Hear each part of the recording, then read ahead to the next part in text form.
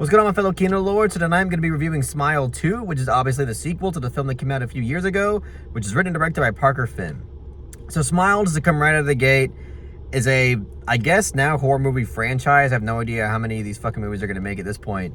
But it's a horror movie franchise that even up until this point, I've had zero interest in. I mean, everybody felt the same way when the trailer for the first one dropped.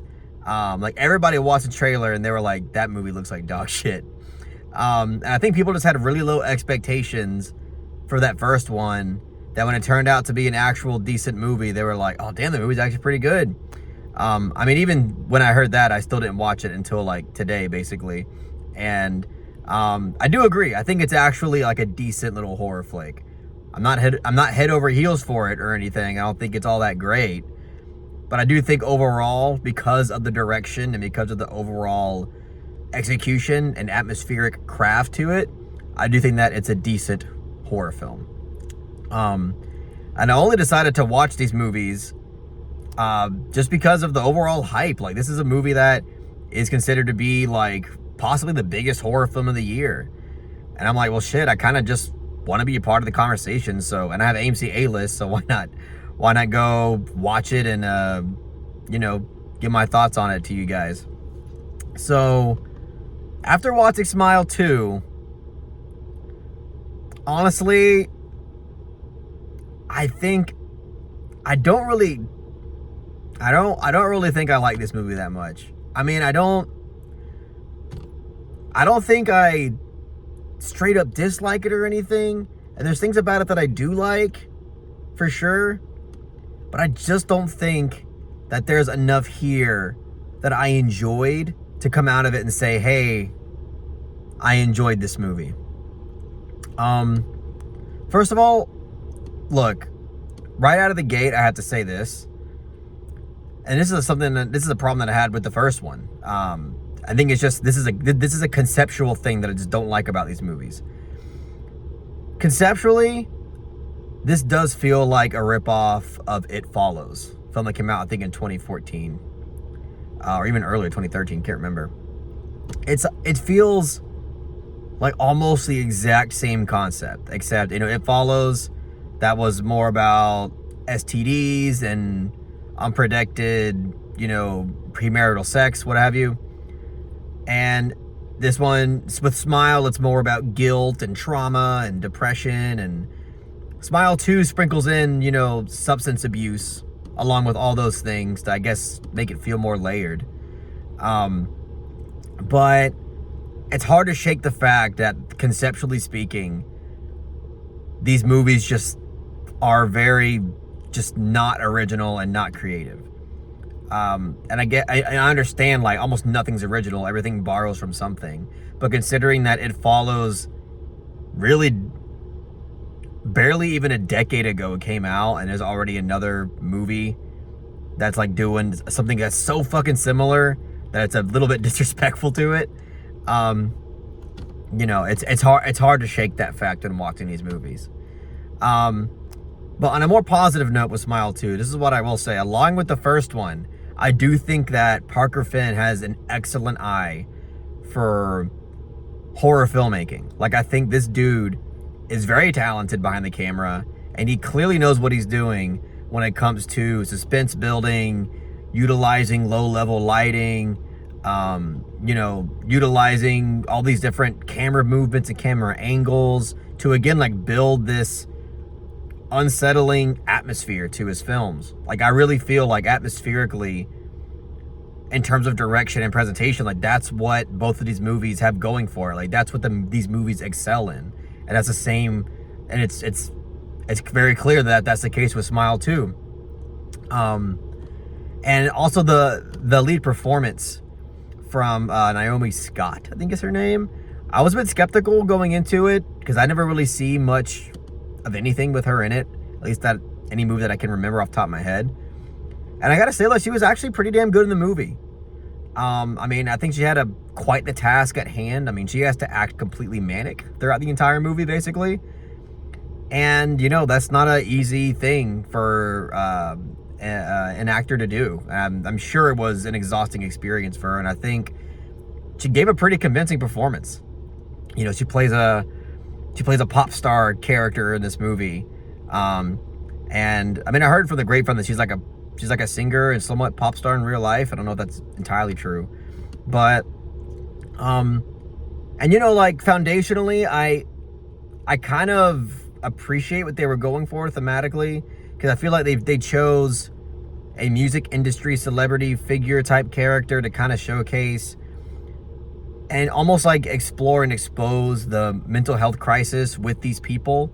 Because you always hear like in tabloids and in the news, like how these, you know, pop stars and even like actors and actresses, they're always having these mental health breakdowns and they're acting insane.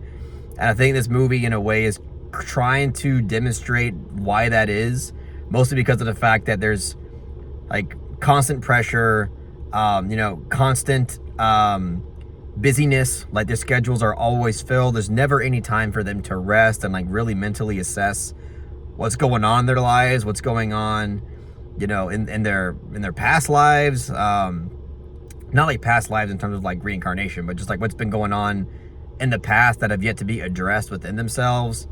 And it's just, I think this like movie overall, like I think it does kind of, like conceptually speaking, does bring that to the table and has something interesting there.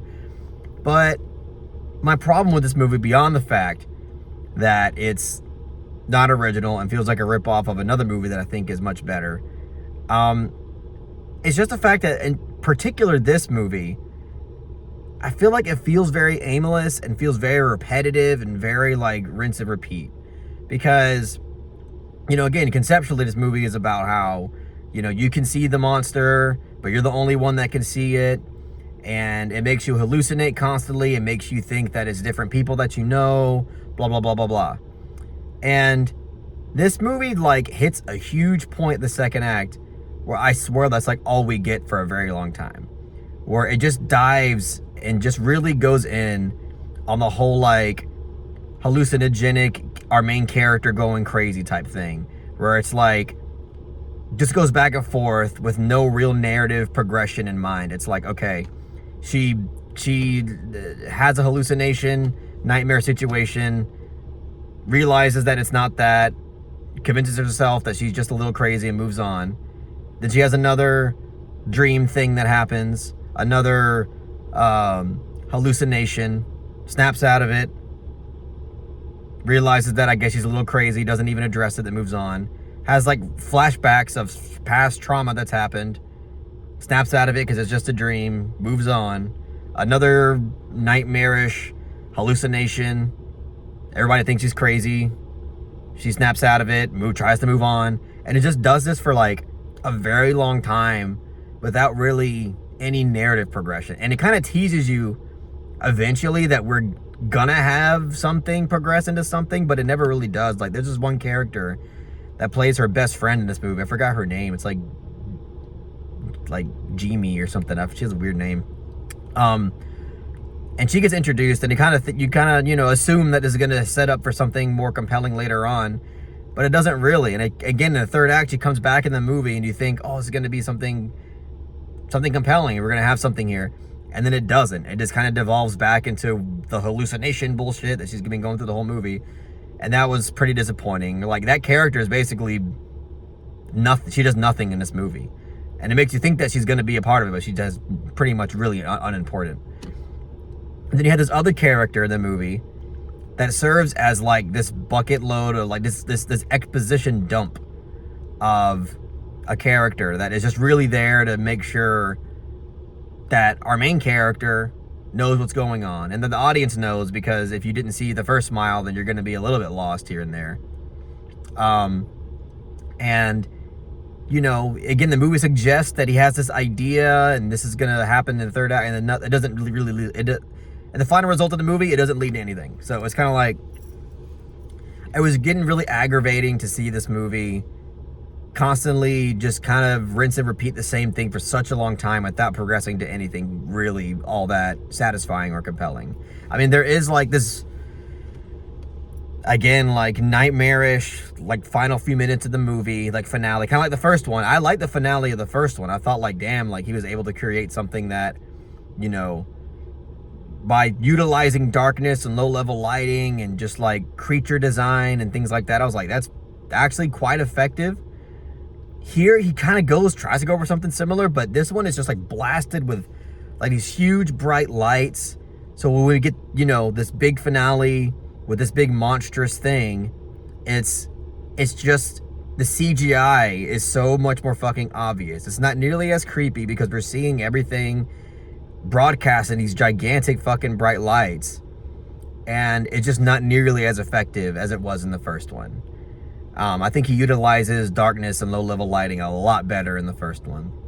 And also like suspense building. I think in terms of suspense building and pacing, the first one's a whole lot better. I mean, don't get me wrong, I think the first movie is too long, but this one is definitely too long. The runtime to this movie is just unjustified, especially considering how it pretty much goes nowhere when you think about it. And I get the approach, whatever. She's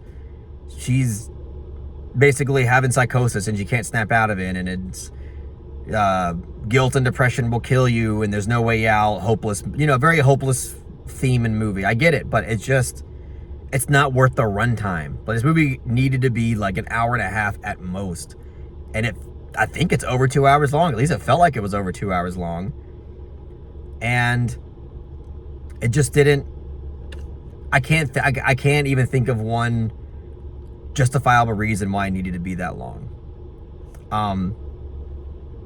Again, like I think that the filmmaker has clearly like a lot of directing talent behind the camera. I think he knows what he's doing when it comes to crafting horror atmosphere and presentation. I think, like, I cannot wait till he's done with these Smile movies and then to make something that is more like conceptually ambitious and not as gimmicky. Which, by the way, the fucking Smile thing, like, I never found that fucking creepy. Like, that's something that it's always turned me away from the first one for such a long time. I don't find the smiling thing to be like unsettling or creepy. Like, there's like, oh, creepy smile, or look, they're smiling at you while they're doing fucking vicious, horrible things, and it's like, I'm sorry, but that's like third grade shit. Like, it's weird. Like, it's an R-rated movie, but conceptually it feels like something that would only be scary to like preteens or something. Like, it's really goofy and really cliche, and it just doesn't do anything for me at all. But I don't know, man. I don't know. Again, I think what's good about Smile 2 is the main performance. I think the craft overall is pretty good still. Not as good as I think the first one, but, you know, still solid. But just the screenwriting really drags it down. Conceptually, it's still, I mean, it can't escape how kind of like very unoriginal the concept is. And I don't know, it's just not, it's not my kind of horror movie, unfortunately. I mean, I was hoping to be like more shocked and surprised by it, because I mean, Terrifier 2 and Terrifier 3 weren't my kind of horror movies, but I was really shocked and surprised by them. I was like, damn, these movies are actually great. Like, usually I'm not into I mean, I like slasher movies, don't get me wrong, like, I love horror in general, but usually like slasher movies, like, that's not really the reason why I'm in love with horror. But Terrifier 2 and Terrifier 3 like really brought their A game, and I was like, damn, like, I actually kind of love these movies. I can't say the same for Smile 2 in terms of how it was able to like kind of surprise me in a way. So yeah, I mean, I don't know. I just wasn't that huge on this movie, guys. I mean, to me personally, if you want to see a you know, two better horror movies that have come out this year, Terrifier 3 and The Substance. To me, The Substance is like miles better than Smile 2. Like, it's not even a fucking comparison. I mean, in every single feasible way, it's a better movie. But yeah, so yeah, I guess, I mean, that's all I got to say about it, I guess. I won't ramble on anymore. I mean, I guess one thing I will say is I did like the opening sequence of Smile 2. And I think watching the first Smile movie helps because, like, you know, the opening scene kind of, one, expects you to be familiar with the main character that's there in the opening scene. and then also like already familiar with the concept, because it doesn't spell anything out in terms of concept in the beginning, really. I mean, it does a little bit, but not that much. And I think it was like really cool, like well directed, like horror action scene. I was like, that's pretty effective, and I enjoyed it. But anyway, again, I said it wasn't Rambo, so let me shut up. I'll give, honestly, I don't think I can give Smile 2 a fresh rating. I don't think I can. I mean, it's not a bad movie, but it's not really good enough for me to recommend it, especially not to go out in the theaters and watch it. So, I mean, if it's streaming somewhere, take a shot, but I'll give Smile 2 a strong 5 out of 10. Just wasn't really my cup of tea. I mean, I appreciate like how there's some really violent shit in this movie, and it tries to push boundaries here and there with that. But that's just not enough. It didn't do enough for me to consider this as like a recommendable horror movie. But anyway, that's it, guys. That's all I got to say about Smile 2. If you really enjoyed what I had to say about the movie, please give it a thumbs up and share it amongst your friends. And don't forget to subscribe to the channel to be updated on more film-related content.